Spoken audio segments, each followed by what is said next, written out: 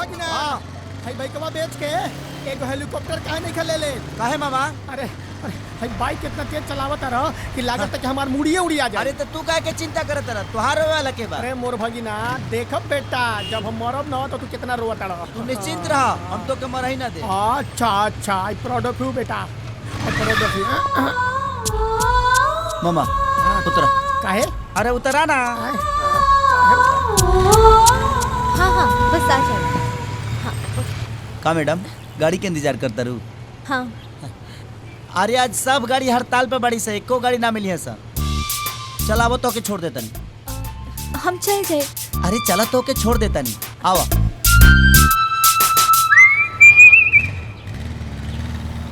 लागत आई लइका समाज सेवा के चक्कर में ई हमार मलाई मेवा निकाल दे।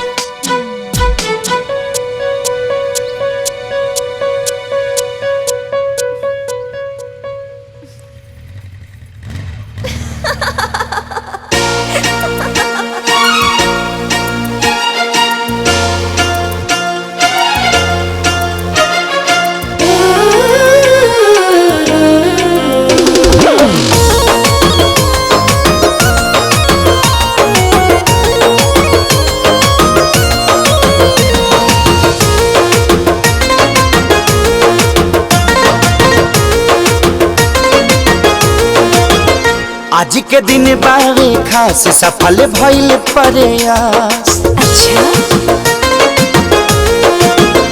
आज के दिन बारे खास सफल भइल प्रयास। हम तो प्यार के परीक्षा में हो गईनी पास। मेहनत के फल अब देखवले आसार बा। ओढ़नी के रंग हरियर बा, लागे लाइन क्लियर बा।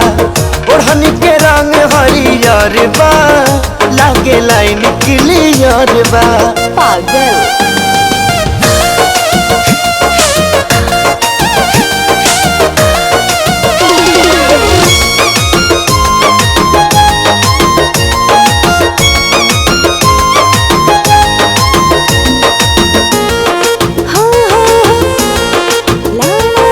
हमरा तो नइखे कौनो खुशी के ठिकाना। तू ही बनवले बड़ू पागल दीवाना। हाँ हाँ हमरा तो नइखे कौनो खुशी के ठिकाना। तू ही बनवले बड़ू पागल दीवाना। अब तो नाही कौनो जान बतिया के डर बा। ओढ़नी के रंग हरियर बा, लागे लाइन क्लियर बा। ओढ़नी के रंग हरियर बा, लागे लाइन क्लियर बा।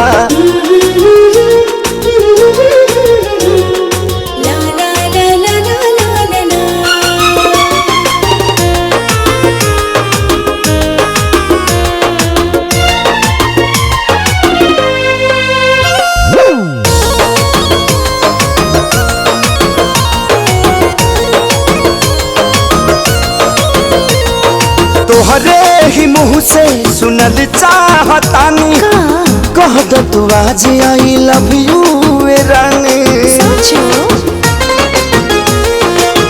हाँ हाँ तोहरे ही मुँह से सुनल चाहतानी। कह दो तू आज आई लव यू रानी। पढ़ली हनी जवन तोहर कहत नजर बा। ओढ़नी के रंग हरियर बा, लागे लाइन क्लियर बा।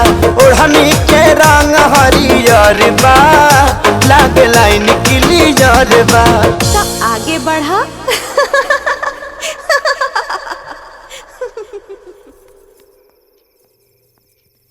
हेलो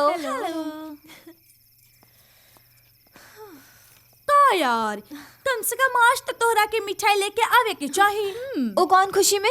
आसामने के सब बता देले बड़ी। राजा के कंस्ट्रक्शन कंपनी में तहरा के जॉब मिल गइल बा। कौन राजा? हमने के पट्टी मत पढ़ावा बेबी।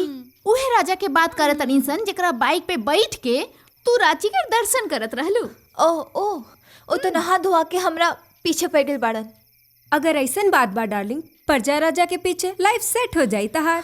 तू तो ऐसन बोलो तारो जैसे वो प्रधानमंत्री के बेटा हवन। अरे पगली, रांची के मशहूर बिल्डर राजदेव सिंह के इकलौता बेटा हवन राजा। तो तू लोग का हमके भिखारी के घर के बुझे तारो?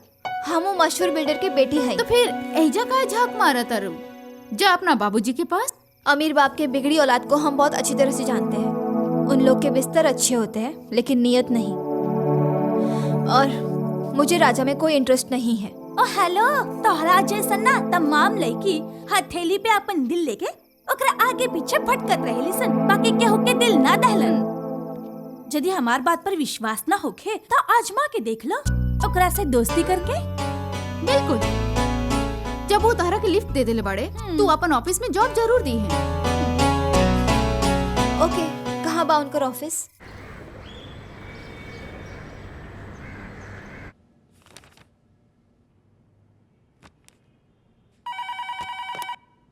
यस। आपसे रानी नाम की एक लेडी मिलना चाहती है। रानी नाम की? उनका कहना आप उन्हें जानते हो। क्या नाम बताया?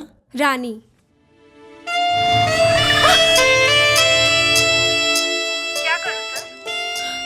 एक काम करो, उनको जल्दी मेरे केबिन में भेज दो। Okay sir. Ma'am this way. Thank you. Rani, hello. अरे तू पहले बता देला तो हमके, हम तो उससे मिले खतिया के रहती तो क्या होके का जरूरत तरला।